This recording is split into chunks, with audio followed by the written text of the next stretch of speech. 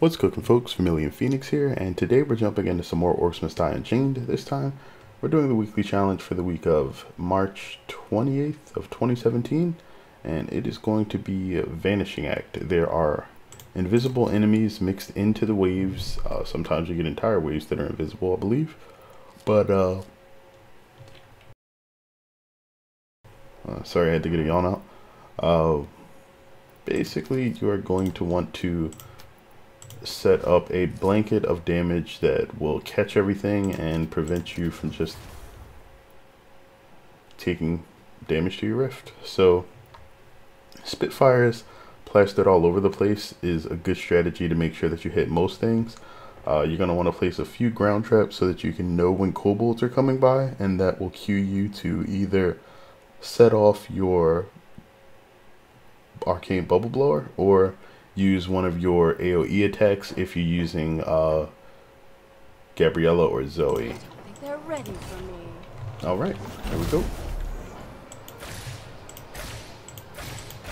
So, I like using Gabriella for this, mainly because she has the fastest primary attack after you take the Thorn of Arcana buff with her first Weaver upgrade. Perfect fit. The stun upgrade is usually a pretty good choice, but there's not enough volume of large enemies for you to really have to worry about it. Enemy has opened a minion portal.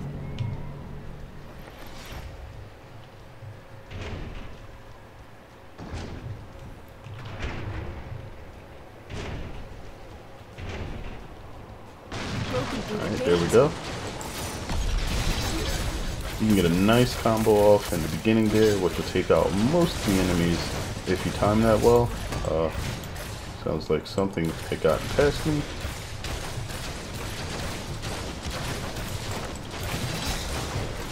Let's see if we can pop some things. Got them, just have to not die now. Alright, we're going to get speed increase.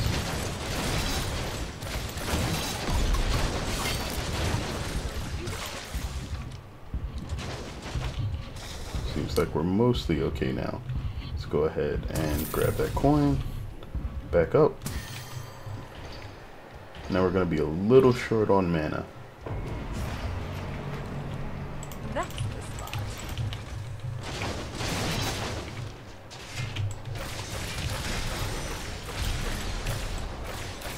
Alright, now if we're lucky,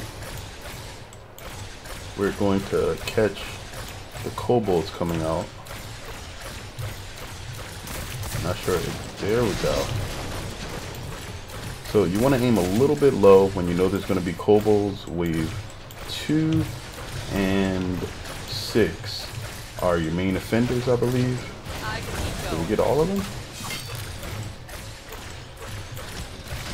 And there's again enemies taking damage but not appearing.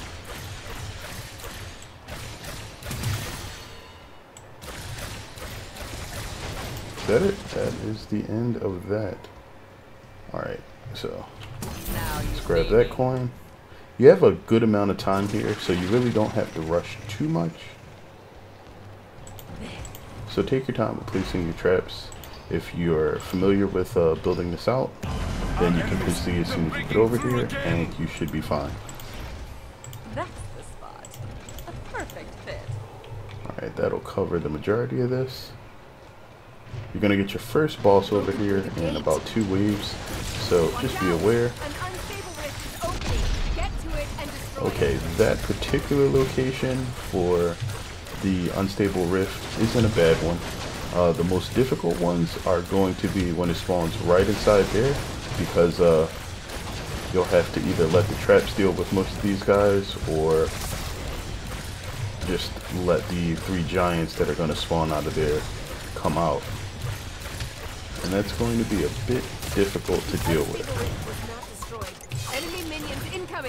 Alright, so I got everybody through there. And that should be our giants finished spawning. So they haven't even made it through there yet. The good thing about Gabriella is she's actually pretty solid against large targets. after they take multiple hits, their arcane armor lowers enough that she does a significant amount of damage. And what is this? This is going to be wave 4. So I don't think we have anything crazy to deal with yet, but you're going to get some heavy HP enemies.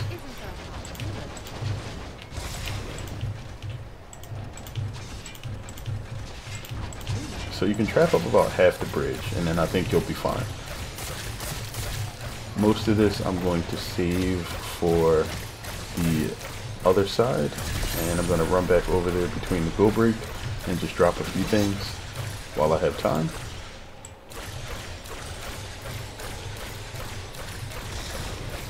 Now if you want to get through this quicker, getting the traps out and understanding like where you need to build everything is going to be a bit more important, but I'm more interested in just making sure that we have the 5 stars at the moment.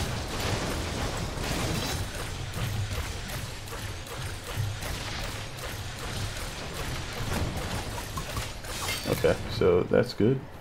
Let's go ahead and hop back over here. And now what we're going to do to prepare for later on is we're actually going to drop a perfect fit. Some firewalls or spitfires in a couple of positions where kobolds are going to be coming around corners. That makes them more likely to be hit. They've summoned a boss minion. And that makes it very favorable for us. Alright, now aim high here, and that way you will make sure that Iceberg becomes visible. Once he's visible, it's really not that big of a deal to make sure that he gets taken out. After he breaks down, the minions will aggro you, so feel free to just start zapping them. The small ones will just run for the rift after you get to their final stage. So they take 2 shots, land them, or let the traps deal the damage to them. Just make sure that they get hit, and then you should be a-okay.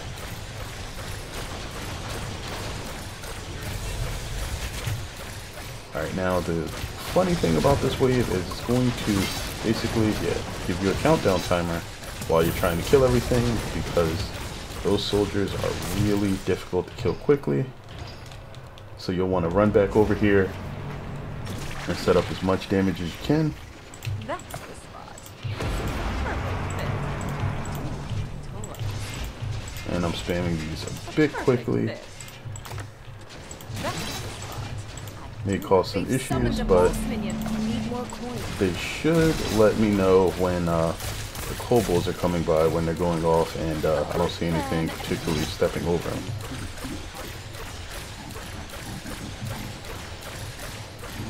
Looks like they got pretty far.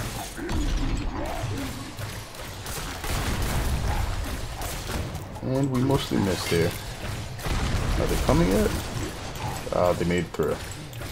Where are they? No, they didn't get around the bend. Nice.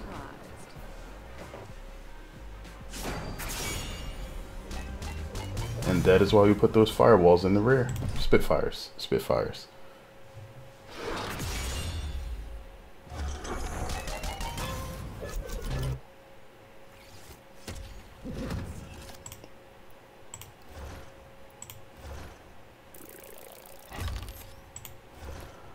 Alright, so that is a really, really tricky